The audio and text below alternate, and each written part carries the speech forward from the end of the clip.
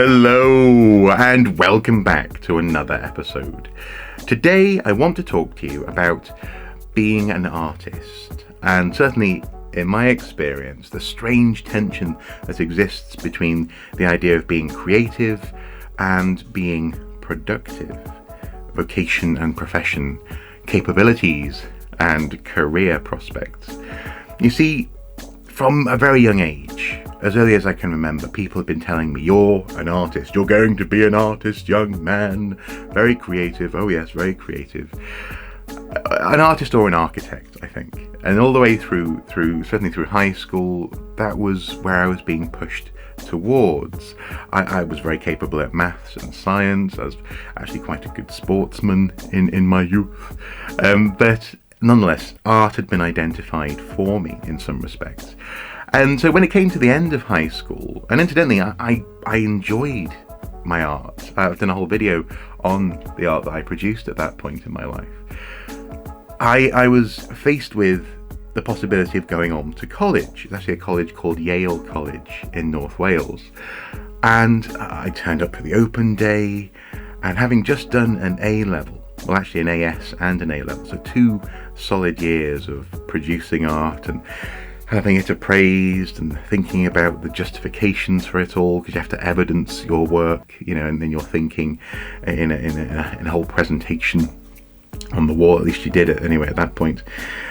I was exhausted, and the prospect of producing artwork for someone else to give a grade, putting something very internal, very external, and then having someone go, well, it's okay, was a little bit more than I felt I could deal with, as a career prospect. And so it was around about that time, just after high school, just before university, that I decided to become an archaeologist. I went on my first archaeological dig, and as I say, my other interests had always been there. And in this instance, my interest with history, scientific aspects, and puzzle. The puzzle of piecing together how people lived in the past really appealed to me. And so I went on to university to study to be an archaeologist.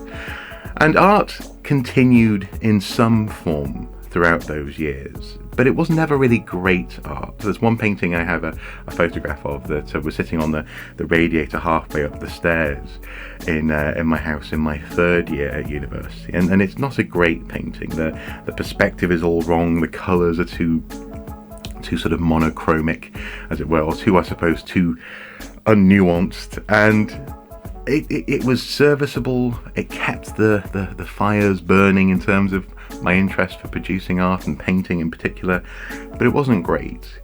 And when I graduated, I was focused on being an archaeologist. So I went to live in York for a while and lived in York for working at the York Archaeological Trust. I moved back up to the northeast to get married to my amazing wife, and throughout that time I was still doing some painting, but the painting was sort of empty. It didn't feel as though it had a particular focus or purpose. I was producing imagery, which was closer, I suppose, to graphic design than it was to actually meaningful art, or art that I felt that I was proud of. There's one canvas that I still have from that time just up above my desk there, and I think it's partly because it's a little bit archaeological in nature, sort of almost like monuments in the desert, this kind of thing. But art, for me, became something that I was going to return to. Even though I'd always been told, you're an artist, it was something that I would get back to when I had somehow achieved certain goals in archaeology land, as it were. It was something that I could always find time for. The problem is, though, you never do find time for these things when you frame them like that, because my goals were indistinct, and the art I wanted to produce was ill-defined in that sense. Throughout the past decade of being an archaeologist with artistic tendencies, I've found myself funneling that creativity into graphic design work.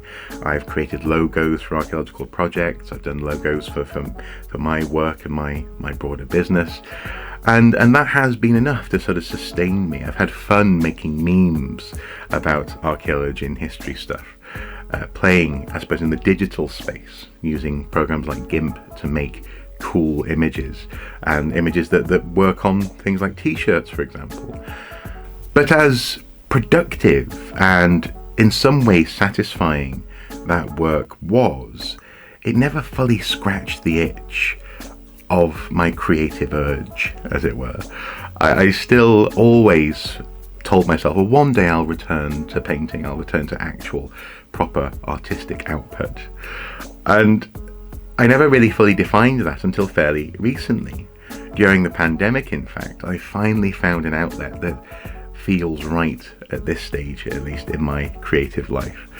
In so much as I've come across a whole genre of paintings, these sort of mass-produced early and mid-20th century oil paintings that are floating around in charity shops, thrift stores, on Facebook Marketplace, sometimes for free, in fact. They're so, well, a little bit knockoff Bob Ross, as it were. And you can see in this painting in particular, the relationship between the tree on the left and the cabin on the right wasn't quite correct. The scale was warped and distorted. And actually, by adding a new element, by adding a tentacle coming out of the forest and ominously approaching the homestead, I was sort of forcing the perspective to make sense, rescuing the painting from itself to a certain extent, and also having fun along the way. I'm finding this so satisfying, and I've done this for a few paintings now over the past few months, and I think I'm going to continue. I think I've found an artistic outlet for myself at this time in my life that is scratching that itch, that's genuinely feeling fun and creative and satisfying, and also has a little something to say about the absurdity in some ways of this type of art, and the way that the people also have a slightly disposable relationship with this art. I love it. And also, of course, I love bringing a little bit of the macabre into these otherwise fairly chocolate box kind of scenes. So you see, I actually didn't have to choose between being an artist and being an archaeologist. You see, I'm both Bruce Wayne and Batman. Not because I have to be. No. Because I choose to be. And that's been such a crucial realization for me in these fairly dark months.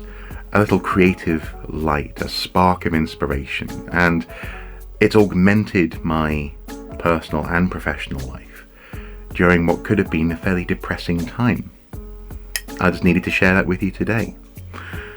What about you? Have you got any skills or talents or vocations that people always were trying to steer you towards, but you never felt as though you could fully embrace? I'd love to hear more. Please do comment below.